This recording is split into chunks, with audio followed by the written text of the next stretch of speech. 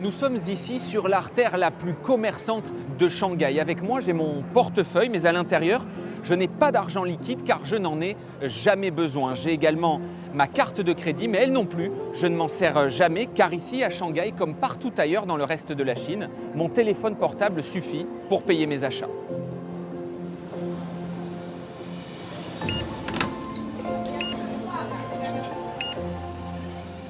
Le paiement mobile s'est tellement imposé dans le pays que d'après certains experts, l'argent liquide pourrait avoir totalement disparu en Chine d'ici 2030.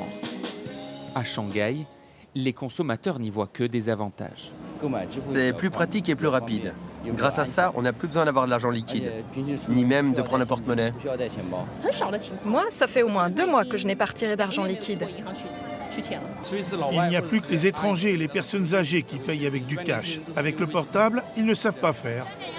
Petits vendeurs, échoppes de rue, grandes enseignes internationales, en Chine, tous les commerces proposent le paiement mobile.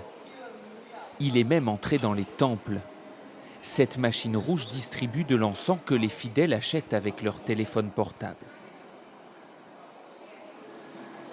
Dans les grandes villes, pour payer son trajet en métro ou en taxi, plus besoin non plus d'argent liquide.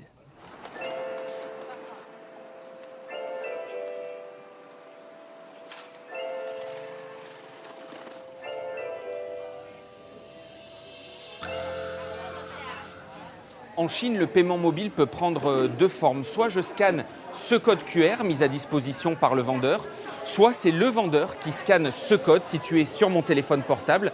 Dans les 2 cas, l'argent sort directement de mon compte en banque pour aller sur celui du commerçant.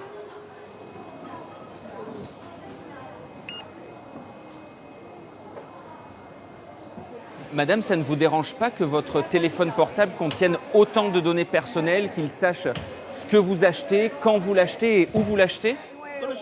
Non, pas du tout. Tout le monde utilise ce système. Jusqu'à aujourd'hui, je n'ai eu aucun problème. Je ne pense pas qu'il y ait de risque. C'est très pratique et on n'a plus besoin de transporter de l'argent liquide partout. Et c'est très sûr.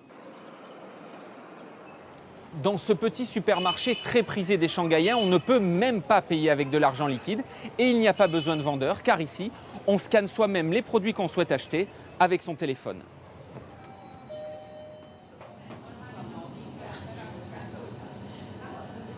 Zheng Tsai, un Shanghaïen de 36 ans, vient faire ses courses ici pour la première fois et il n'a avec lui que son téléphone portable.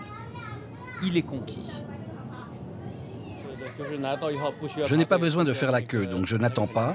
Je peux payer moi-même, c'est rapide et pratique. Est-ce que vous pensez que dans le futur, on trouvera de plus en plus de magasins comme celui-ci ? Bien sûr, la main-d'œuvre va coûter de plus en plus cher, donc le paiement automatique sans caissière va devenir de plus en plus populaire. Et est-ce que c'est une bonne chose ? Oui, car on ne perd plus de temps dans la file d'attente. Le seul problème qui pourrait se poser, c'est si le compte n'est pas vraiment sécurisé. Il peut y avoir des voleurs. En Chine, il y a 2 applications qui se partagent le marché. WeChat du groupe Tencent et Alipay du groupe Alibaba. 2 mastodontes qui ne se contentent aujourd'hui plus seulement du paiement mobile. Ils veulent aussi développer le paiement par reconnaissance faciale.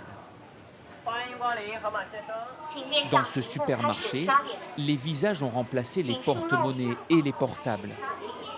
Cette cliente ne règle ses courses plus qu'avec la reconnaissance faciale. Madame, vous venez de payer avec votre visage, qu'est-ce que vous en pensez ? C'est très pratique. On ne se trompe jamais sur la somme que l'on doit donner puisqu'on n'a pas d'argent à sortir. Votre téléphone portable contient déjà énormément de vos données personnelles et maintenant votre visage lui aussi est enregistré, ça ne vous pose pas de problème ? Jusqu'à présent, je n'ai pas eu de problème. Ce système nous rend surtout la vie plus facile. Donc non, ça ne me gêne pas. Je ne me préoccupe pas de ça. Dans le pays, la population vit déjà sous le regard inquisiteur des caméras. Il y en a près de 200 millions en Chine. Une société sous surveillance qui repose aussi sur la reconnaissance faciale. Elle permet de traquer les criminels, mais aussi les dissidents. Depuis 14 ans, Ben Cavender analyse le marché chinois. Pour lui, la reconnaissance faciale peut présenter des risques, mais cela ne semble pas préoccuper les consommateurs chinois. Alipay et Tencent aiment dire qu'ils travaillent indépendamment du gouvernement, qu'ils font des affaires, que leur objectif est de rendre les consommateurs heureux, parce que c'est comme ça qu'ils gagnent de l'argent. La réalité, c'est que ces entreprises ont beaucoup de pouvoir aujourd'hui, parce qu'elles ont accès à énormément d'informations. D'un point de vue occidental, cela peut poser problème qu'une entreprise ait un tel pouvoir sur la société. Mais je pense que la réalité ici, c'est que les consommateurs, pour le moment, ne s'en soucient pas vraiment. Dans ce fast-food, le système de reconnaissance faciale développé par Alibaba porte un nom, Smile to Pay, souriez pour payer. Dans la Chine du futur, cela pourrait bien devenir un nouvel adage.